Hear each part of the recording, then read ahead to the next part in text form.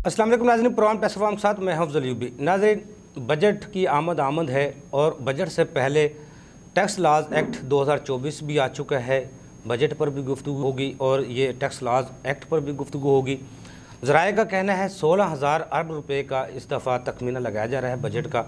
Tax अहदाफ जो रखे जाएंगे वो तकरीबन 12,000 अरब के करीब रखे जाएंगे। इस पर आज हम गुफ्तगू करेंगे। गुफ्तगू करने के लिए मेरे साथ स्टूडियो में मौजूद हैं शेख अदील साहब। आप एडवोकेट हैं, माहिर टैक्स अमूर हैं, फिनांस सेक्रेटरी हैं इंटरनेशनल लॉयर्स एसोसिएशन के। उनके साथ मौजूद हैं आशिक अली राना साहब। आप एडवोकेट हैं, नायब सदर हैं पाकिस्तान टैक्स बार एसोसिएशन के और सदर हैं ILA के। और लाइन पर मुझे ज्वाइन करेंगे एजाज़ अली भट्टी साहब। आप एडवोकेट हैं, साबिक जनरल सेक्रेटरी हैं लॉ टैक्स बार एसोसिएशन के। मैं अपनी गुफ्तगू का आगाज़ सबसे पहले एजाज़ अली भट्टी साहब से करना चाहूँगा। एजाज़ अली भट्टी साहब, जो टैक्स लॉज एक्ट 2024 आया है, आप इसके बारे में क्या कहते हैं? ये जो एक्ट आया है नंबर 5 ऑफ 2024, इसके हवाले से जो मेरी मेन रिजर्वेशन है या जो एप्रीहेंशन है वो कमिश्नर अपील के फोरम से हवाले से है, क्योंकि इस एक्ट की रोशनी में कमिश्नर अपील के फोरम को प्रैक्टिकली जो है वो इनफेक्टिव कर दिया गया है। ख़ासकर जो पिक्यूनरी रिस्ट्रिक्शन लगा दी गई है कि सेल टैक्स के जो मामलात हैं 10 मिलियन तक वो सुन सकते हैं कमिश्नर अपील साहब, और इनकम टैक्स के जो मामलात हैं वो 20 मिलियन तक सुन सकते हैं कमिश्नर अपील साहब। अगर मैं पीछे हिस्ट्री में जाऊं, पुराना एक्ट 1922 इनकम टैक्स एक्ट 1922 में था, जिसमें मैंने तो खैर प्रैक्टिस नहीं की, लेकिन उसमें भी कमिश्नर अपील का भरपूर फोरम मौजूद था विदाउट एनी पिक्यूनरी रिस्ट्रिक्शन। और उसके बाद सेकंड फोरम अपीलेट ट्रिब्यूनल होता था, और उसके बाद हाई कोर्ट होता था और सुप्रीम कोर्ट में होता था। उसके बाद 79 का ऑर्डिनेंस आया, ऑर्डिनेंस 79, उसमें भी कमिश्नर अपील का फोरम फुल फोर्स के साथ मौजूद था कि कोई भी जो है वहाँ पे पिक्यूनरी रिस्ट्रिक्शन नहीं थी। किसी किस्म का भी जो था विदाउट एनी लिमिट तमाम किस्म की जो अपीलें थी वो कमिश्नर अपील के पास होती थी, फर्स्ट अपील, और उसके बाद सेकेंड अपील ट्राइब्यूनल में होती थी, और उसके बाद रेफरेंस हाई कोर्ट में होता था। फिर उसके बाद इनकम टैक्स एक्ट अपना ऑर्डिनेंस 2001 आया है, उसमें भी जो है वो फर्स्ट अपील जो है without pecuniary restriction commissioner appeal के पास होती थी, और उसके बाद सेकंड अपील ट्रिब्यूनल में होती थी, और tribunal final fact finding authority है। जो मेरा तजर्बा है, मेरा एक्सपीरियंस है अल्हम्दुलिल्लाह, जो मुहीत है तकरीबन 30 ईयर्स के ऊपर, तो हमारे बहुत सारे मामलात, बल्कि मैं कहूँगा 60% हमारे मामलात जो थे टैक्स के हवाले से, जो गलत असेसमेंट्स होती थी, गलत टैक्स लगते थे, वो कमिश्नर अपील के फोरम पे हल हो जाते थे। सिर्फ 40% कह सकते हैं, हम ये मैक्सिमम बता रहा हूँ, 40% हमें ट्राइब्यूनल में जाना पड़ता था, जहाँ पे जाके जो कुछ ज़्यादती रह गई होती थी वहाँ से हल हो जाती थी। तो ये जो उन्होंने अमेंडमेंट की है, इसके पिक्यूनरी रिस्ट्रिक्शन ऐड कर दिया, ये एक अनप्रेसिडेंटेड चीज़ इन्होंने कर दी है, जो आज तक पाकिस्तान की हिस्ट्री में नहीं ऐसा हुआ, और इसका कोई मुझे ऐसा आउटकम नज़र नहीं आती। आपने ट्रिब्यूनल के ऊपर बोझ बढ़ा दिया है, वहाँ पे ऑलरेडी अपीलें बहुत ज़्यादा पेंडिंग पड़ी हुई हैं, तो उस हवाले से फिर उनको एक लिमिटेशन स्पेसिफिक दे दिया कि इतने दिन के अंदर आपने अपीलें डिसाइड करनी है। उनके पास पहले पेंडेंसी बहुत ज़्यादा पड़ी है, फिर ये भी साथ ऐड कर रहे हैं, तो उनके ऊपर बोझ पड़ेगा।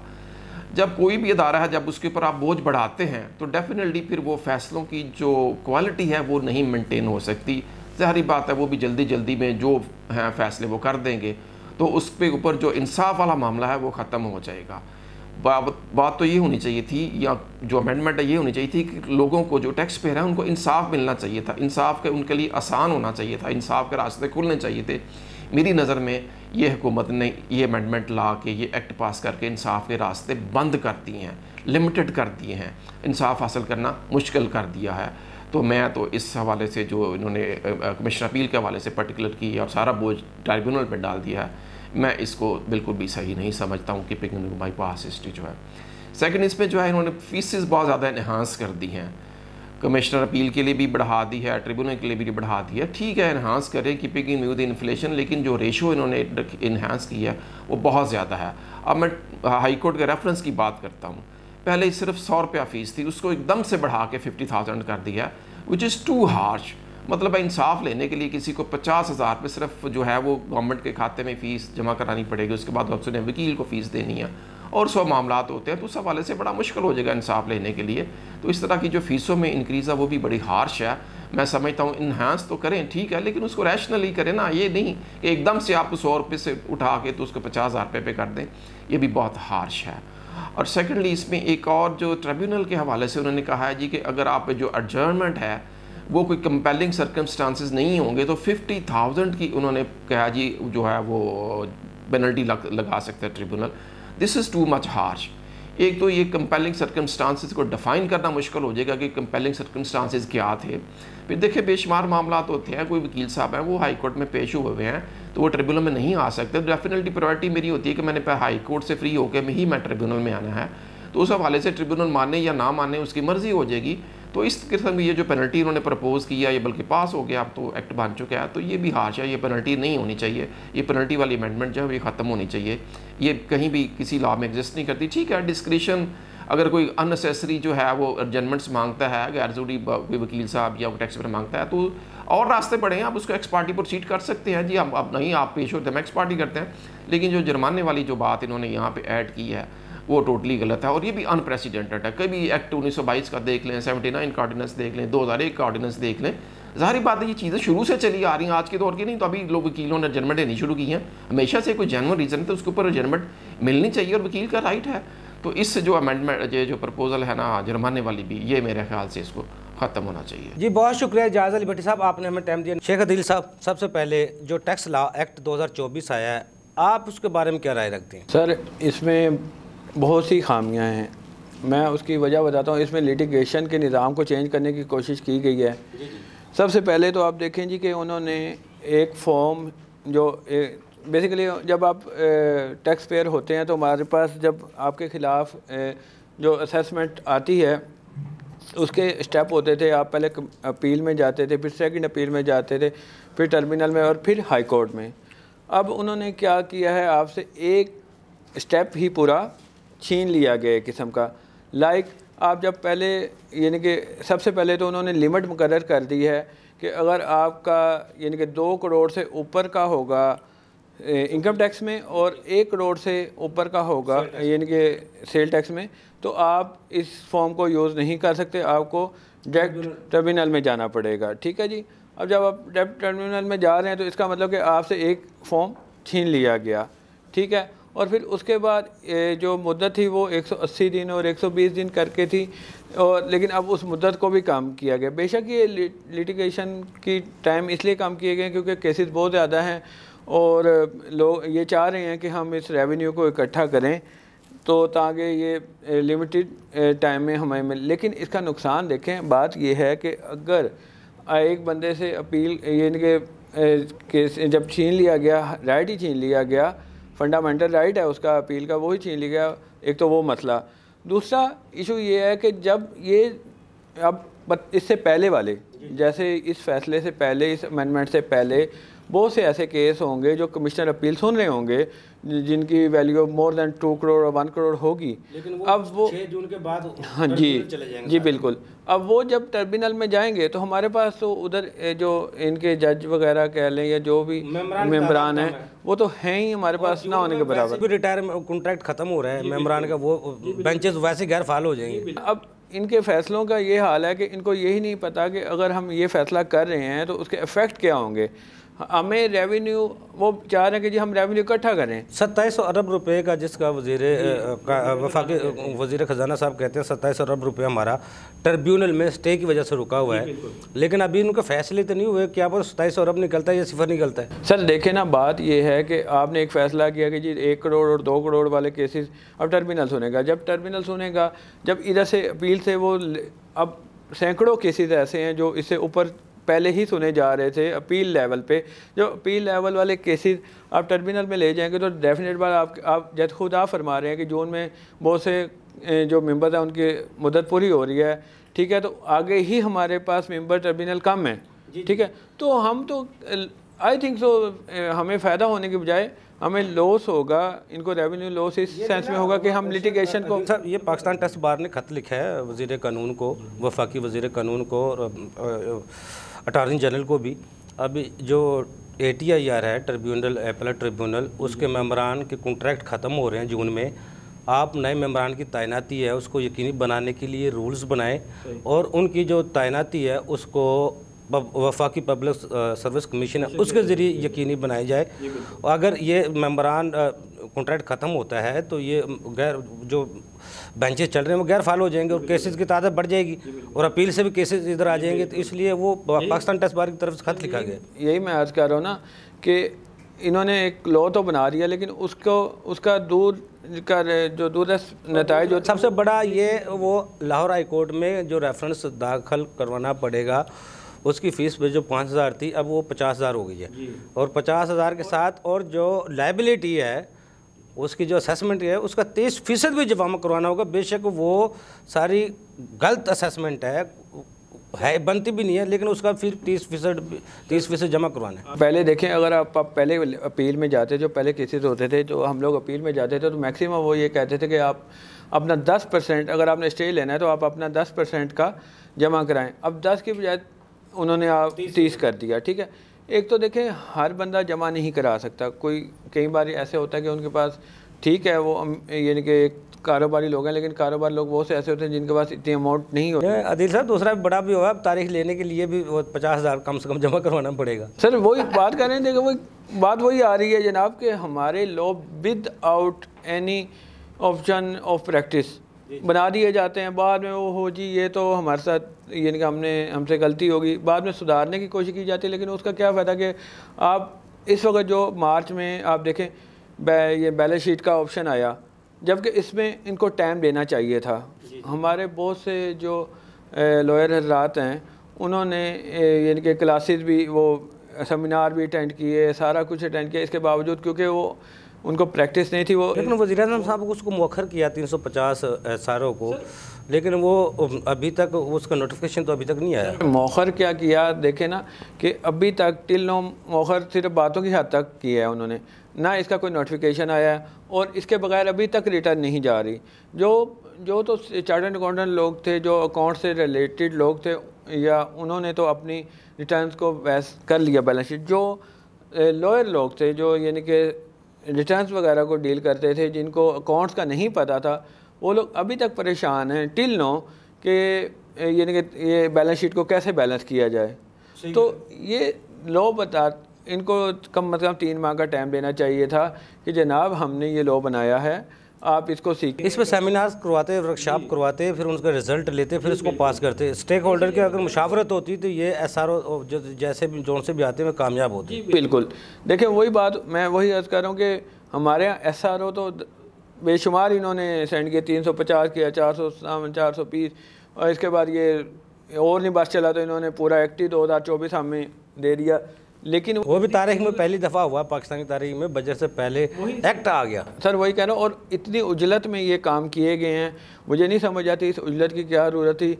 हमारे टैक्स अदा पीछे तक पूरे हो रहे थे, अब बल्कि जो पूरे हो रहे थे उसमें भी अब कमी आई है। आपने और FBI के जो अफसरान हैं वो बेचारे क्या करें, काम करें। अब वो नए नए एक्ट आ रहे हैं, SROs आ रहे हैं, वो एक को समझते हैं दूसरा आ जाता है, दूसरा समझते हैं तीसरा आ जाता है, ना टैक्स पेयर को समझ आती है ना टैक्स कलेक्टर को समझ आती है। जी बिल्कुल, यही वजह है हमारे। देखें पिछले 2 माह में रेवेन्यू ज़्यादा होने की बजाय रेवेन्यू कम हुआ है।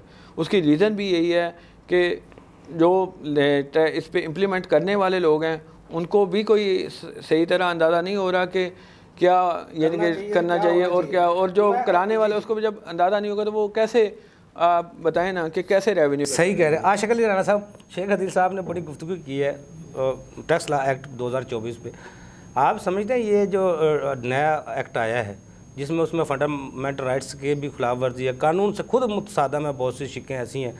आपके पाकिस्तान टैक्स बार की तरफ से भी वज़ीर कानून को लिखा गया जनाब ये इस मामलात में ये हाई कोर्ट की जो फ़ीस है वो तो ठीक है, लेकिन जो 30% लाइबिलिटी का है वो जमा कराने की शर्त वापस लें। बहुत सी चीज़ें ATI के रूल्स में तब जो उनको मुकम्मल किया जाए, उनकी तैनाती उनको यकीनी बनाया जाए। वफाकी पब्लिक सर्विस कमीशन के ज़रिए जो उसके ATI के मेंबरान उनको नए कॉन्ट्रैक्ट पे जो रखने हैं उनको उनके लिए हिकमत अमली वाजिया की जाए। ये बहुत सब कुछ आपके पाकिस्तान टैक्स बार ने लिखा है, आप इसके बारे में क्या कहते हैं? मैं समझता हूँ कि ACT को जो हमारा अमेंडमेंट एक्ट है 2024 को बड़ा अच्छी तरह उन्होंने एक्सप्लेन किया शेख अदील साहब ने। मैं थोड़ी सी इस पर रोशनी डाल देता हूँ आपके क्वेश्चन को आगे बढ़ाते हुए कि जो पाकिस्तान टैक्स बार के हवाले से हमने लेटर जो उनको इशू किया है अपना फेडरल लॉ मिनिस्टर को, वो ये है कि हम चाह रहे हैं कि जो अमेंडमेंट जो आपने कानून तो बना लिया, पहले तो आप कानून बनाते हैं उसमें स्टेक होल्डर्स को शामिल नहीं करते। जी जी, बेसिकली होना ये चाहिए, इसी वजह से लिटिगेशन बढ़ जाती है। कानून बना रहे हैं इसमें ये देखें कि इसमें बार्स, चैम्बर्स, जो हमारे ICAP के इदारे हैं, और जो हमारे स्टेक होल्डर्स हैं, माहिर मुआशियात हैं, उनको शामिल करके कमेटी बनाई जाती। कमेटी में सबसे सिफारिशात ली जाती। सिफारिशात के बाद आप एक कानून की शक्ल में उसको लेकर आते हैं। जब कानून बन जाता है फिर हम सोचते हैं अब इस पर करना क्या है। इसके न्यूज़ पर कमेटी तभी बनेगी जिसके पाकिस्तान टैक्स बार ने लिखा है, जो ये एक्ट आया है, इस पर जो जायज़ा कमेटी बननी है उसको फ़ौरन बनाया जाए। हम ये चाह रहे हैं कि कमेटियाँ पहले बननी चाहिए। सही कह रहे हैं। अब तो हम उनको रिक्वेस्ट कर रहे हैं, सर कमेटी बनाए, अगर आपने कानून बना दिया इसका कोई मैकेनिज़्म तो बनाए। देखिए जून में जैसे कि ऑनरेबल हमारे जुडिशल मेंबर्स हैं या कॉन्टेंट मेंबर्स हैं, उनका कॉन्ट्रैक्ट ख़त्म हो रहा है। ज़ाहिर है कि जब इतने पेंडिंग सीओ केसेस हैं जिसकी वजह से ये कानून लाया गया, उसकी असल रीज़न ये थी कि हमारा रेवेन्यू स्ट्रक हुआ है एपीलेट फोरम्स में। तो अगर उस रेवेन्यू को हमने ख़त्म करना है, उसको हमने उस पर कोई फ्रूटफुल उस पर डिसीजंस लेने हैं, हमें चाहिए कि हमको ऐसा मैकेनिज़्म भी तो बनाएं कि हमने इन केसेस को कैसे पेंडेंसी को ख़त्म करना है। लेकिन अब जैसा जून में बजट आ रहा है और जून में वो जब ये एक्ट जो बन गया है, अगर वो अपील से सारे केसेस जो 2 करोड़ से या 1 करोड़ से अबव हैं सेल टैक्स के वगैरह इनकम टैक्स के, वो तमाम ट्रिब्यूनल में जाएंगे और ट्रिब्यूनल के मेम्बरान भी कॉन्ट्रैक्ट भी जून में ख़त्म हो रहा है। देखिए जब अब अगर हम ये कह रहे हैं कि जो इनकम टैक्स ऑर्डिनेंस है उसका सेक्शन 237 है, इसमें अपॉइंटमेंट्स ऑफ जुडिशल मेंबर्स और TIR मेंबर्स का दिया गया है। इसी तरह जो फेडरल पब्लिक जो कमीशन है 1977, उसका भी एक लॉ है। उसके तहत अब हमें रूल्स को बना देना चाहिए ताकि जो कॉम्पिटेंट पर्सनस हैं जो उस क्राइटेरिया पे फुलफ़िल करेंगे वो अपने आप को वहाँ पे अप्लाई करें और उसके बाद उनकी अपॉइंटमेंट्स की जाएँ ताकि उनकी ट्रेनिंग्स का सेशन हो, ताकि जब जो ही सक्सीडर्स आएँ उनके पहले लोग जो जाएंगे हमारे ऑनरेबल, उनके बाद वो आके होल्ड करें और केसेस में जो स्ट्रक ना हो। अगर देखें होता क्या है कि नए मेंबर्स आने से पहले हमारे पहले मेम्बरान को जब जाएँ, नए मेंबर्स के पास वो केसेस ट्रांसफ़र हो जाए और हमारा अभी ATR कंप्यूटराइज नहीं है। हमें चाहिए कि ATR के सारे सिस्टम्स को हम IRS में लेकर आएँ, जाके IRS के अंदर आएगा तो हम स्मूथ। जिस तरह कमिश्नर के पास अपील करने के लिए ऑनलाइन बंदा कर सकता है, ट्रिब्यूनल में भी आप समझते हैं ऐसा ही होना चाहिए। ऑनलाइन जो दूर दराज के लोग हैं वो आराम से अपील कर सके। देखिए जो हुकूमत ने कानून बनाया है उसका पर्पज़ ये है कि जो हमारा रेवेन्यू स्ट्रक हुआ है एपीलेट फोरम में, उसको हम फिल फोरम उसको केसेस को जो पेंडेंसी है उसको ख़त्म करें। देखिए केसेस की पेंडेंसी तब तक ख़त्म नहीं हो सकती जब तक हम एक ऐसा मैकेनिज़्म लेकर ना आए जिसमें हमारी लिटिगेशन जल्द अज जल्द हमारे केसेस को ख़त्म किया जाए। देखिए इसमें इन्होंने रूल ये बना दिया कि देखिए एक आसान, सस्ता और आसान फहम कानून जो इंसाफ देना आइन में प्रोवाइडेड किया। आशिक साहब, जिस तरह अब ट्रिब्यूनल की जिस तरह बात हम कर रहे हैं 2700 अरब रुपए का जो रेवेन्यू रुका हुआ है, उनमें ऐसे केसेस भी होंगे उसके नोयत के मुताबिक जिनके हाई कोर्ट और सुप्रीम कोर्ट फैसले कर चुकी है, वो तो अपील महकमे को तमाम अपीलें जिस तरह पाकिस्तान टैक्स बार ने उनको वापस लेने चाहिए ताकि वो जितने भी केसेस हैं वो उनकी तादाद कम हो और बर्डन ट्रिब्यूनल पे कम हो। इतने सारे केसेस हैं, वो आप ये देखें डिपार्टमेंट्स के जो हम ऑफिसर्स जो हैं, अगर वो आर्डर बनाते हुए असेसमेंट करते हुए अगर उसके ट्रू फैक्ट्स एंड फिगर्स जो ऑलरेडी डिक्लेयर्ड होते हैं, IRS में तमाम एसेट्स की डिटेल पड़ी होती है, अगर वो पहले ही लिटिगेशन को कम करने के लिए फेयर ट्रायल के ऊपर दे अपॉर्चुनिटी ऑफ टैक्स पेयर्स को, उसको एक्स पार्टी में आर्डर्स ना करें। देखिए अब जून आता क्या है, जितने हमारे आर्डर्स पेंडिंग्स पड़े होते हैं, टाइम बाद हो रहा है 2018, जितने केसेस पेंडिंग पड़े हैं आप देखें लास्ट वीक ऑफ जून में वो तमाम की एक्स पार्टी ऑर्डर्स हो जाएंगे। एक नोटिस डालेंगे 122(9) का, अगले दिन उसका ऑर्डर पास हो जाएगा। हम भी चाहते हैं, आपका पूरा साल पड़ा हुआ है, हमने 12 दफ़ा इनकी मीटिंग्स के अंदर इनके चीफ कमिश्नर साहब से मीटिंग्स में कहा गया है कि अपने ऑफिसर्स को उदारा आप डायरेक्शन दें कि जिनके केसेस पेंडिंग्स हैं, ठीक है, अब अगर उसका टैक्स बनता है उनसे टैक्स कलेक्ट करें। हम ये नहीं कहते कि उनके ऑर्डर्स उनके फेवर में करें, जो फेयर ट्रायल है उनका ट्रायल करें, उनको अपॉर्चुनिटी ऑफ बीइंग हर्ड दें, उसके बाद जो उनका टैक्स बनता है उनको टैक्स प्रॉपर बिफोर टाइम लगाएं। ये नहीं है कि हम क्लोजिंग ये टाइम के अंदर आके टैक्सेस लगाएं। जो टैक्स कंसल्टेंट है वो भी बिजी होते हैं, टैक्स पेयर्स को अप्रोच करना मुश्किल होता है। जैसे इन दिनों में लोग हज पे जाते हैं, लास्ट ईयर भी बड़ी प्रॉब्लम्स हुई, लोग हज पे गए हुए थे, पीछे उनके एक्स पार्टी ऑर्डर्स होंगे, तो उनको proper opportunity of being heard दिया जाए। वैसे आशिक साहब, जितने भी केसेस ट्रिब्यूनल में पेंडिंग है, उनमें जिनके जिस तरह मैंने पहले कहा था हाई कोर्ट में, सुप्रीम कोर्ट उनके फैसले कर चुकी है, अगर उन तमाम अपीलों को महकमा वापस ले ले, जिस तरह अब्दुल्ला यूसुफ के दौर में हुआ था, तो आप ये जो हज़ारों की तादाद है केसों की, वो सैकड़ों में नहीं आ जाएगी? सर ये है कि मैं समझता हूँ कि इसलिए वापस नहीं ले सकते कि अभी जितने सब जुडिस पेंडिंग्स मैटर्स हैं उस पर भी केसेस चल रहे हैं। ऐसी कोई सिचुएशन, ऐसा कोई केस नहीं अभी चल रहा जिसमें कि गवर्नमेंट ने अच्छा आशिक साहब, क्योंकि हमारा प्रोग्राम जल्दी ख़त्म हो जाता है, सवाल पूरे नहीं होते।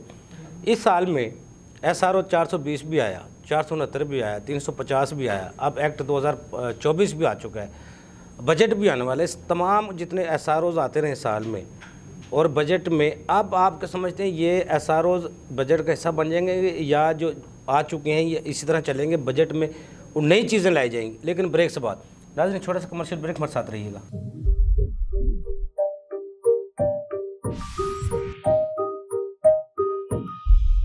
वेलकम बैक नाजरीन। जी आशिक साहब, गवर्नमेंट आती है उसमें कई चेंजिंग्स जो है वो उनको दरकार होती हैं। दूसरा हमारा IMF का भी हम पे प्रेशर है कि उनकी कुछ डिमांड्स हैं कि हम इसको ब्रॉडनिंग ऑफ टैक्स बेस की तरफ लेकर जाएं। और रियली आप ये देखें, वो तो हकीकत है, ये तो BTB की तो हर बजट में बात होती है, हर दफ़ा ही बात होती है, लेकिन अमल नहीं होता। हम भी इसको कहते हैं कि ब्रॉडनिंग ऑफ टैक्स बेस की तरफ जाना चाहिए, एग्जिस्टिंग टैक्स पे से बोझ ना डाला जाए। जो टैक्स नेट में नहीं है उनको टैक्स नेट में आना चाहिए। हुकूमत का अच्छे इकदाम है, पॉलिसीज़ हैं, जैसे इन्होंने सिम ब्लॉक करने का कहा, लेकिन वो सुप्रीम कोर्ट में जाके PTA के हक में फैसला हो गया कि सिम ब्लॉक नहीं की जा सकती। लेकिन वो तो फंडामेंटल राइट्स के वैसे भी खिलाफ आशिक साहब। जब आपके पास इतने इंफॉर्मेशन मौजूद है तो फिर डायरेक्ट उनको नोटिस करें लोगों को। ताजर दोस्त स्कीम आपने, उसका क्या रिजल्ट निकला आशिक साहब?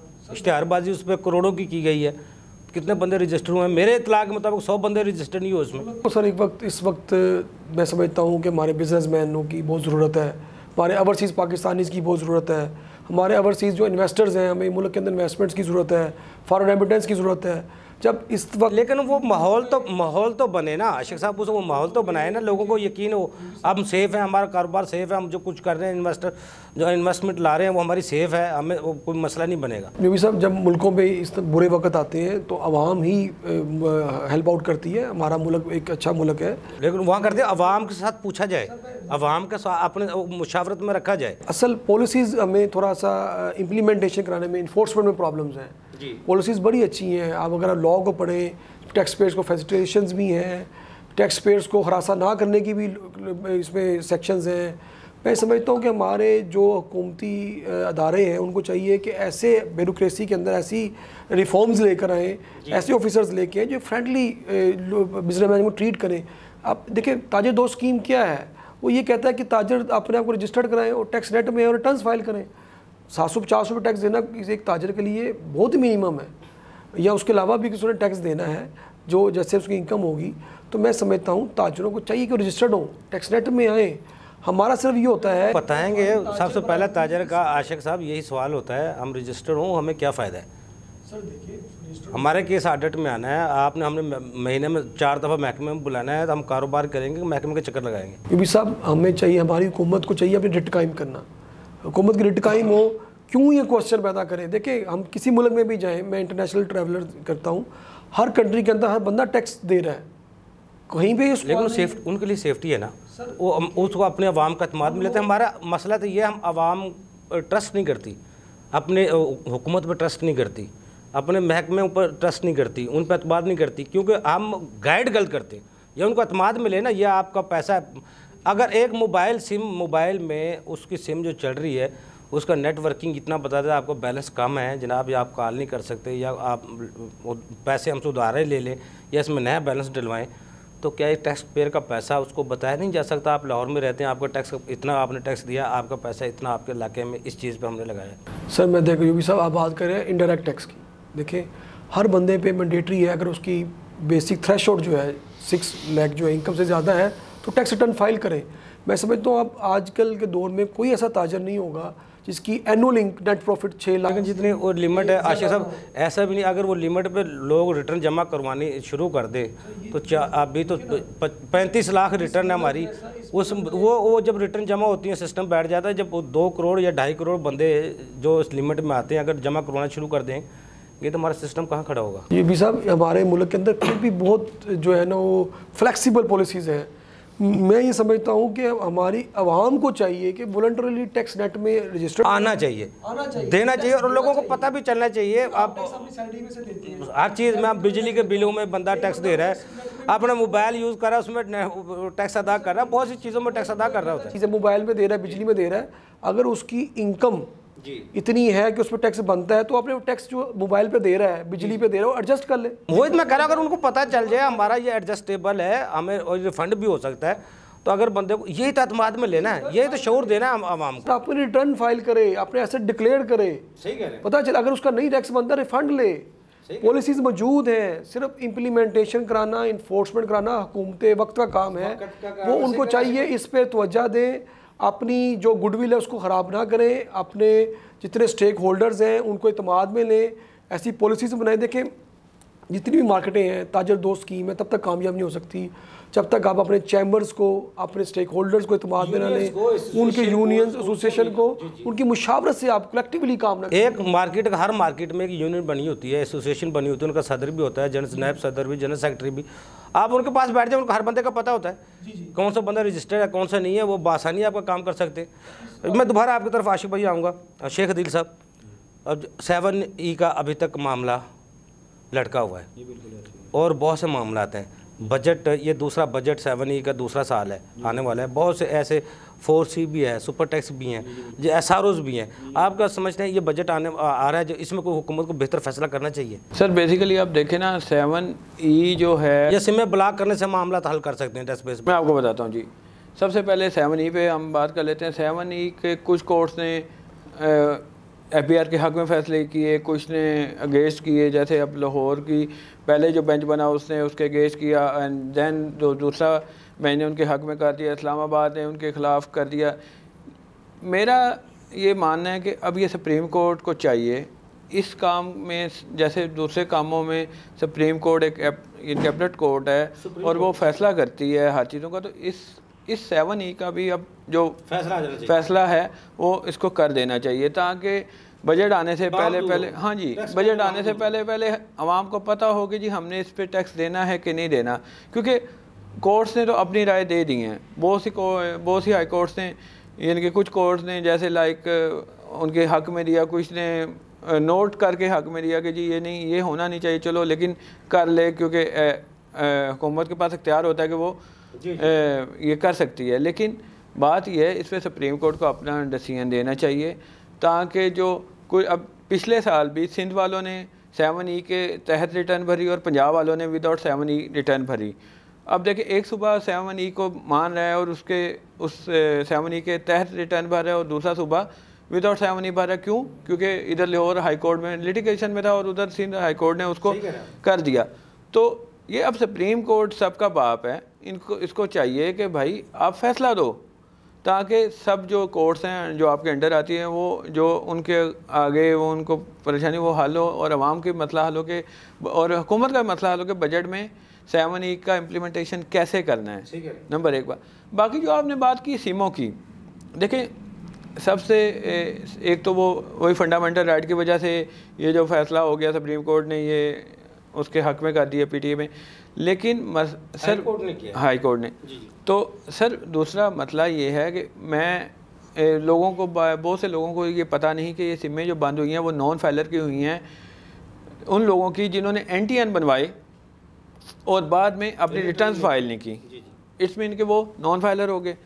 अब मज़े की बात ये है कि जो FBR है उसकी लिस्ट जो है नॉन फाइलर की, उसमें बहुत से ऐसे लोग हैं जो फोत हो चुके हैं।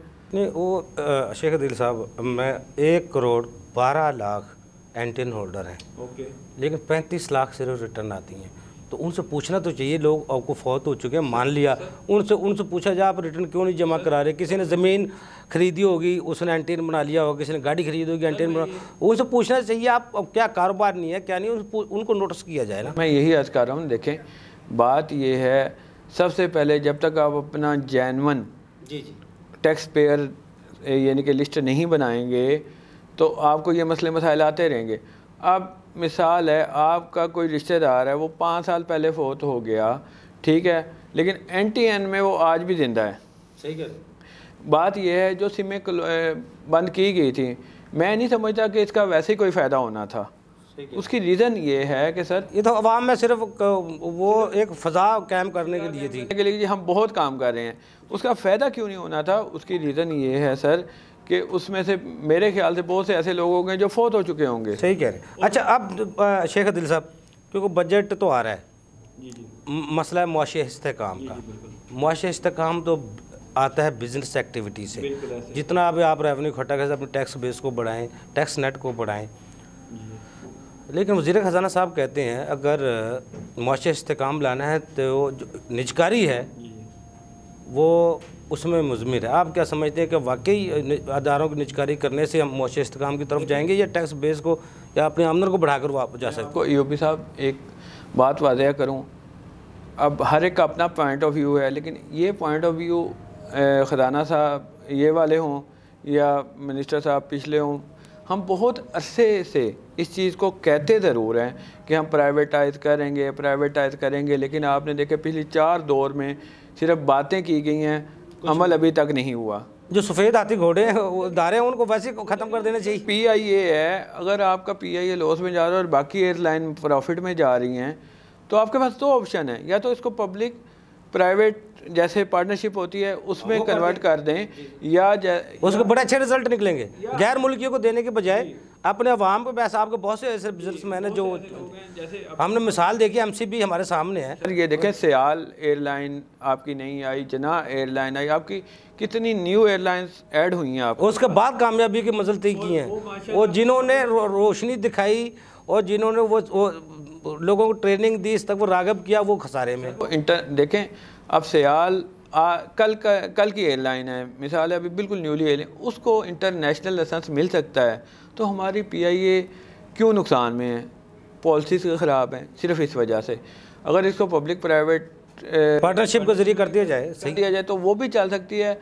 अगर आप समझो कि हम इसको चला ही नहीं सकते तो प्राइवेटाइजेशन बुरी चीज़ नहीं है, क्योंकि हुकूमत का काम टैक्स जमा करना है, अदारे चलाना नहीं है। सही कह रहे हैं।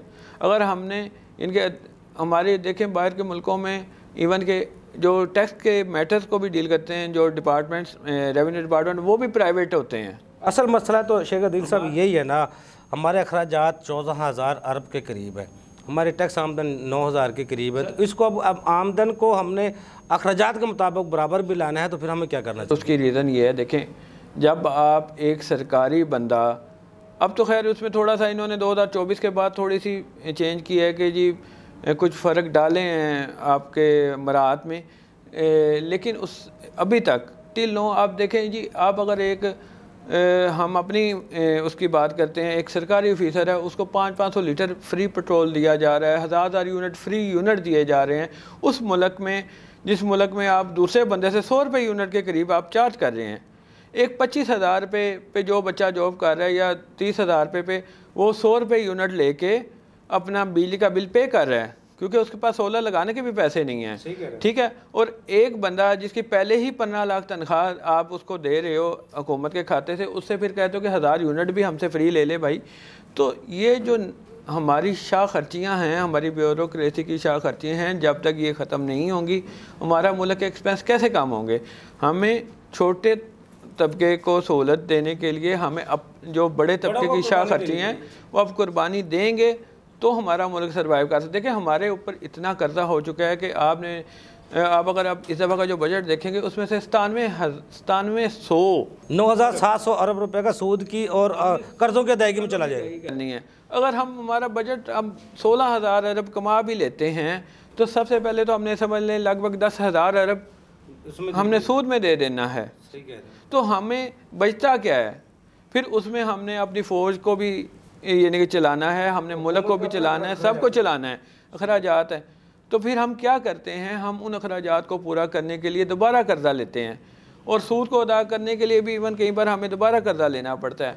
हमें बेसिकली ये चाहिए कि हम अगर कम से कम भी ये कुछ नहीं कर सकते तो हम एक गरीब मुल्क हैं, ठीक है, तो वो अपनी चादर देकर पाँव फैलाएं। असल बात ये है, अपनी चादर देकर पाँव फैलाएं, अपने अखराजात उतने रखें जितना। गरीब बंदा जो 30,000 रुपये जॉब पे लगा हुआ है वो अपने पास से 100 रुपये यूनिट बिल भर सकता है, तो क्यों नहीं ये लोग भर सकते हैं जो 15 लाख तनख्वाह ले रहे हैं? सही कह रहे हैं आशिक अली राणा साहब। आप क्या समझते हैं, ये अगर हुकूमत, ज़ाहिर बात है अखराजात तो पूरे करने हैं किसी न किसी तरीके से, बजट भी आना है, अपने अखराजात आप समझते हैं अखराजात को पूरा करने के नए टैक्सेस लगाए जाएंगे या कोई और तरीका कोई सामने आएगा इस दफ़ा? क्या आपको क्या लग रहा है? तो यूबी साहब, मैं समझता हूँ जो उन्होंने इस दफ़ा अमेंडमेंट्स कर दी हैं, एक तो ये था कि डॉक्यूमेंटेड करना चाह रहे हैं SRO 350 के ज़रिए, ताकि जो हमारा रेवेन्यू इसमें कंसीलमेंट हो रही है, फेक एंड फ्लाइंग इन्वॉइसेस का इशूज़ है, और चाह रहे हैं कि इस तरह के जो मेल प्रैक्टिसेस हैं उस चीज़ों को ख़त्म किया जाए। एक अच्छा इकदाम है और डॉक्यूमेंट होना भी चाहिए, सिंक्रोनाइज्ड होना चाहिए सिस्टम।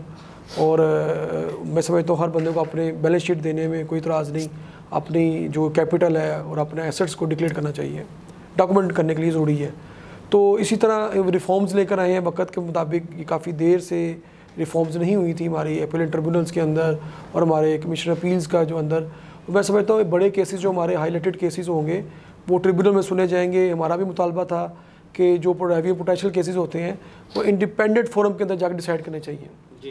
क्योंकि कमिश्नर अपील जो होता है वो पेरोल पे होता है FBR के, ज़ाहिर है उन्होंने अपने ही इदारे की साइड लेनी होती है। मैं मोस्टली केसेस जो है मैं समझता हूँ हमारे जाके मेरिट पे जो फैक्ट्स फाइंडिंग अथॉरिटी है वो अपीलेट ट्रिब्यूनल है, वहाँ जाके केसेस। लेकिन आशिक साहब इसमें अमेंडमेंट में एक्ट में एक शिका आई है जिसमें उन्होंने कहा अगर ATR का मेंबर को गलत फैसला करता है तो उसको डिसमिस भी किया जा सकता है, लेकिन अगर जो असेसमेंट जो ऑफिसर कर रहा है वो उसकी असेसमेंट गलत साबित होगी उसका भी कोई मुआसबा होना चाहिए। सर मैं ये अर्ज़ करता हूँ, देखिए कि गलत फैसला कोई ऐसा जुडिशल मेंबर, कोई ऐसे अपीलेट फोरम नहीं करती। फैसले के दौरान उसको अपने फैसले की रोशनी में ब्रीफली स्पीकिंग ऑर्डर पास करना पड़ता है। उस स्पीकिंग ऑर्डर में वो मेंशन करेगा कि मैंने किस फैक्ट्स की बुनियाद पे मैंने असेसमेंट को सेट असाइड किया है या मैंने इस डिमांड को डिलीट किया है। तो अगर देखें अगर उस पर सेकंड पार्टी को एग्रीव्ड है तो उसको फॉरम रेफरेंस में है। वैसे आशिक साहब ये FBR का अफसर मासूम है या टैक्स पेयर मासूम है? देखिए सर मैं ऐसे करता हूँ कि हमारा टैक्स पेयर बहुत मासूम है। टैक्स पेयर को बेसिकली एजुकेट नहीं किया जाता, हमारा वो कल्चर डेवलप नहीं होता। हमें चाहिए कि अपने निसाब के अंदर टैक्स का सब्जेक्ट रखें। बच्चा जब ग्रॉस रूट लेवल पे पढ़ रहा हो हमें उनको टैक्स का सब्जेक्ट उसको टैक्स बताना चाहिए कि मुल्क चलाने के लिए as a citizen of Pakistan आप as a citizen binding citizen आपको अर्निंग के दौरान आपको टैक्स पे करना पड़ेगा। और हमें जो टैक्स के हम बेनिफिट्स बताएं वो बेनिफिट्स लोगों को दें भी। हम फ्री एजुकेशन दें, हम मेडिकल फ्री करें, हम ट्रांसपोर्टेशन में रिड्यूस रेट्स रखें ताकि लोग टैक्स नेट में आएँ। हमारी फ्रेंडली पॉलिसीज़ हो, हमारी जो हरासमेंट करना, मार दगर दुगार वो अकाउंट अटैच कर देना without any opportunity of being heard और इसी तरह किसी की प्रॉपर्टी अटैच कर देना, ये चीज़ें ख़त्म करें। ये उन लोगों पे टैक्सेस लग रहे हैं जो ऑलरेडी इस नेट में हैं, जो नहीं है वो मज़े कर रहे हैं। तो ब्रॉडनिंग ऑफ टैक्स बेस इस वक्त मुल्क की ज़रूरत है ताकि ज़्यादा से ज़्यादा रेवेन्यू बढ़े और लोग ज़्यादा टैक्स नेट में हैं। देखिए 12 करोड़ हमारी 24 करोड़ की आबादी में अगर 12 करोड़ लोग भी टैक्स नेट में नहीं आएंगे तो मैं समझता हूँ आशिक भाई कैसे आएंगे? देखो ना 1 करोड़ 12 लाख तो एंटीन होल्डर हैं, 35 लाख गोशवारे आ रहे हैं, उनसे कभी पूछे ही नहीं क्या आप रिटर्न क्यों नहीं देते, क्या वजूहात है? हम मौजूदा टैक्स पेयर को जब टारगेट में रखेंगे तो नए क्यों आएंगे? नए को लाने के लिए तो या फिर अपने हुकूमत और चैम्बर जो टैक्स देने वाले दोनों पार्टनर हैं, जब दोनों पार्टनर मिल के बैठ जाएंगे तो मामला खुद ब सारे सुलझ जाएंगे।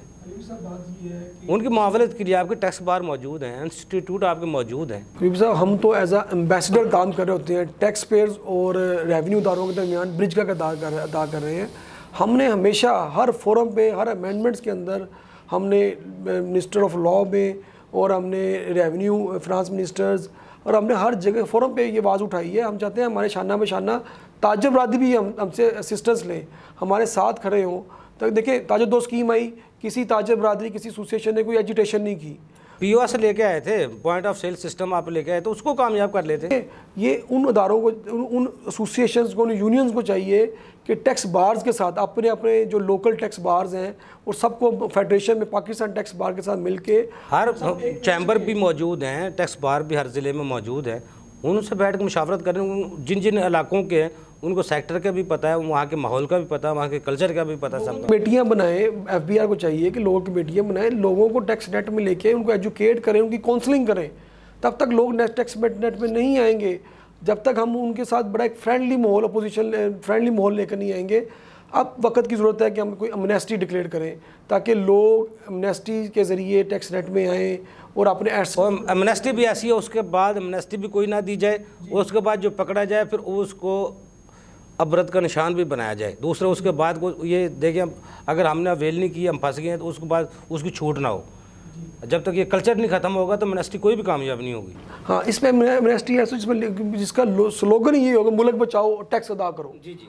कि मुल्क को बचाने के लिए टैक्स अदा करना है। हर बंदा अपना कौमी फ्रीज़ा अदा करे, उससे कभी ना पूछा जाए पीछे उसने उसके एसेट्स कहाँ से आए, कहाँ से नहीं आए, उसके बैंक डिक्लेयर हो, उसकी प्रॉपर्टीज़ डिक्लेयर हो, उनसे एक फ़िक्स टैक्स लें, 4% टैक्स लें, उनसे टैक्स नेट में लेकर आएँ। और इस वक्त मैं समझता हूँ कि तमाम आवाम को भी चाहिए कि इस वक्त हुकूमत की शाना बशाना खड़ी हो। इस वक्त मुल्क का मुश्किल वक्त में है और इस वक्त मुल्क का साथ दें।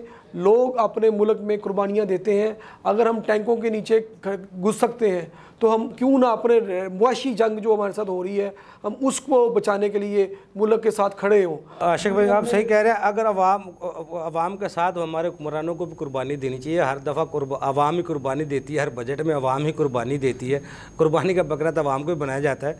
हुक्मरान भी अपनी जो शाह खर्चियाँ उनको छोड़ें, जिस तरह आदिल साहब कह रहे थे, जो फ्री बिजली है, फ्री आप ट्रांसपोर्ट है, आपकी पेट्रोल फ्री है, बहुत सी चीज़ें, लाखों रुपये कमाने वाले वो उनको हर चीज़ फ्री है और एक बंदा 15,000 रुपये ले रहा है, उसको 100 रुपये का यूनिट इस्तेमाल कर रहा है, ये भी तो जुल्म है। अब हिस्ट्री देख रहे पाकिस्तान की, इस पर जब कभी कुर्बानी दी है तो पाकिस्तानी अवाम नहीं दी है, इसमें कोई शक नहीं है। मैं वो तो कह रहा हूँ, एक दफ़ा आवाम को छोड़ दे, हुक्मरान भी कुर्बानी देना शुरू कर दे तो मामला शुरू से देते तो शायद हम इस वक्त पे हमारा मुल्क इस वक्त इस स्टेज पे भी ना होता। सही कह रहे हैं आप, सही कह रहे हैं। आदिल साहब आप आखिर में क्या कहना चाहेंगे, इस बजट में किसको कुर्बानी देनी चाहिए? हम देना चाहें या ना देना चाहें, क्योंकि टैक्सेस अवाम ने बेयर करने हैं, हुक्मरान ने नहीं। हुक्मरान टैक्स लगाते हैं और अवाम टैक्स देती है, तो मेरा तो यही ख्याल है कि इस बार भी अवाम ही टैक्स देगी। सही कह रहे हैं शेख आदिल साहब, आपको बहुत शुक्रिया। आशिक साहब आपको बहुत शुक्रिया। नाजरीन, हमारे एक्सपर्ट की आपने गुफ्तगू सुनी। टैक्स बेस और टैक्स नेट को बढ़ाने के लिए सिर्फ आवाम को एतमाद में लेने की ज़रूरत है, अपने स्टेक होल्डर को एतमाद में लेने की ज़रूरत है। अगर हमारे टैक्स कवानीन और टैक्स पॉलिसियाँ स्टेक होल्डर की मुशावरत से बनाई जाएँ और जो हमारा मुल्क का माहौल है, जो कल्चर है, उसका मुताबिक बनाए जाएँ और हुकूमत ये बावर करवाए वो उनके साथ खड़ी है, उनके साथ कोई ज़्यादती नहीं होगी, उनके साथ कोई जुल्म नहीं होगा। टैक्स बेस को बढ़ाना भी कोई मुश्किल नहीं है, टैक्स नेट को बढ़ाना भी कोई मुश्किल नहीं है। सेल टैक्स का आप उसको सिंगल डिजिट पे लाएं, कम करके देखें लोग कितने रजिस्टर होंगे।